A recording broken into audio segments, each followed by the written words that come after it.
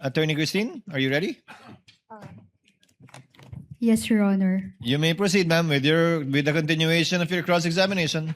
Your Honor, can I have a few manifestations, Your Honor? Please. A few minutes of. Few manifestations lang po, Your Honor. Yes, ma'am. You may do so. Actually, Your Honor, would like to ask this court to not allow side comments like I was about to spank her, I was about to lecture her, kasi yung mga ganun ho, Your Honor.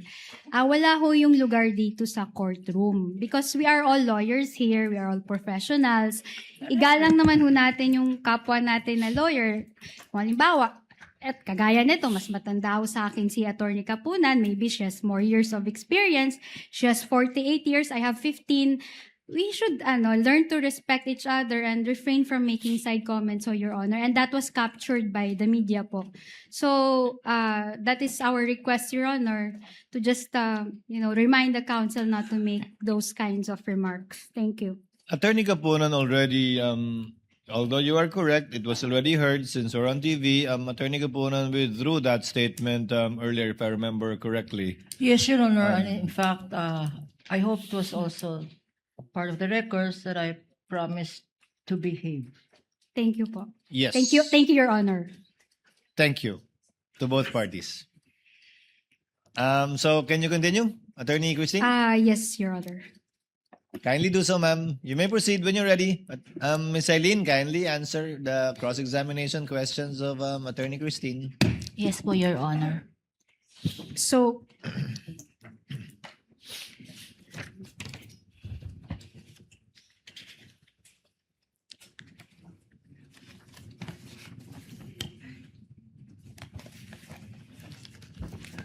okay.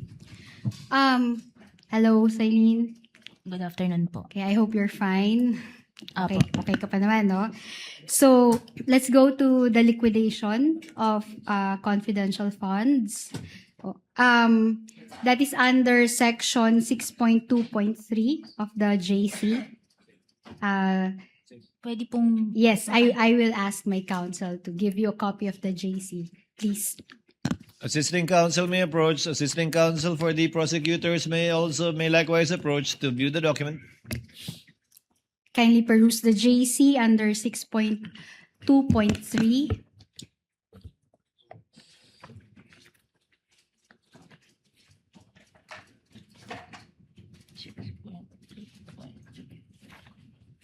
Apo.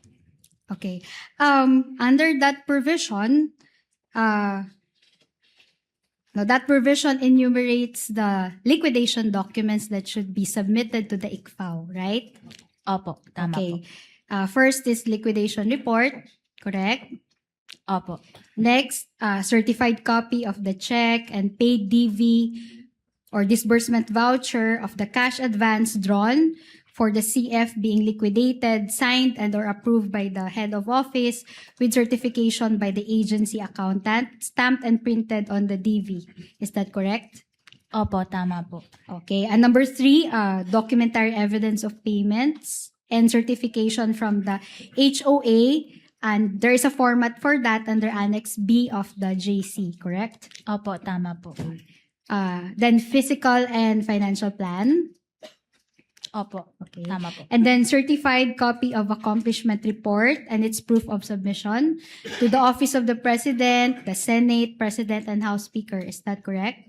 Opo, tama po. Okay. And then copy of the transmittal letter of the DV and supporting documents pertaining to the cash advance being liquidated. Tapos yan ay may receiving copy ng COA audit team leader. Opo, tama po. Okay. So, lahat naman ho yan, no, based sa inyong audit, nasubmit ho yan ng Office of the Vice President for the fourth quarter of 2022 as well as the first to third quarters of 2023. Opo. Okay.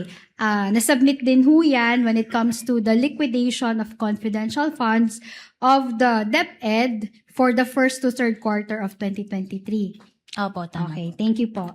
So, precisely nga, yun nga yung nag-come up ho kayo ng audit findings ninyo in the form of the notices of disallowance.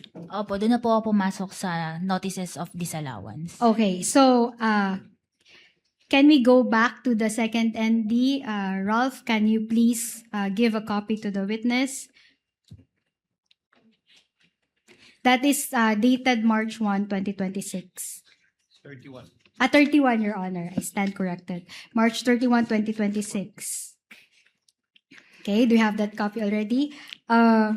Let's go to paragraph 2. Celine? Paragraph 2,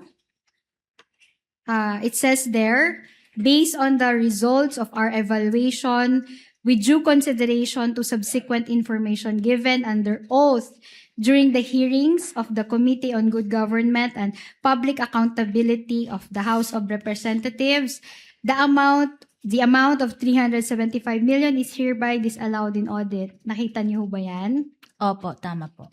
So, I'm just curious, Celine, isn't it that the audit of confidential expenses be based on the liquidation documents submitted by the agency? Pwede din po kaming mag-rely sa available information po.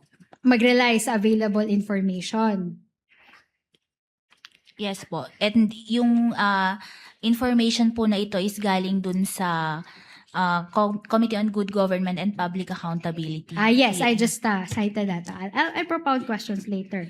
But nakalagay ho ba sa JC na pwede kayong mag-rely specifically dun sa committee hearing na ginawa ng CGGPA, the Committee on Good Governance and Public Accountability? Pwede po siyang pumasok dun sa 6.2.3.7 na other supporting documents or necessary for the audit. Dun po siya papasok. Dun siya papasok. Opo. Sa other supporting documents. Opo, kasi parang additional information po. Okay. But isn't that a hearing? Wala namang, ano ba yung documents na nanggagaling doon from... Anyway, I'll withdraw my question. Pero, naalala mo yung nag-testify dito si Wamil? Si auditor, co-auditor Wamil? Naalala mo yun? The day before you testified. Opo, nag-testify po siya. Pero ano pong... Okay. I'm about to ask you a question. So, nung August 5, 2026, nag-testify si Attorney Wamil, and he was asked by the good Senator Erwin Tulfo, okay, and the good Senator said, nasa ano po yan journal, but I'm saying every agency na meron pong intel or confidential fund, do they have to undergo audit periodically or random lang?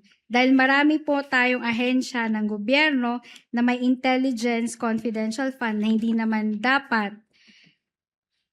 And Attorney Wamil said, ang audit po namin ay based dun sa liquidation documents na sinubmit po nila. So, would you agree with me that the TSNs that form part of the CGGPA hearings were not part of the liquidation documents that were submitted by the OVP?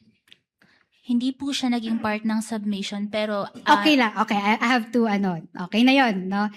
You can answer me with yes or no, no?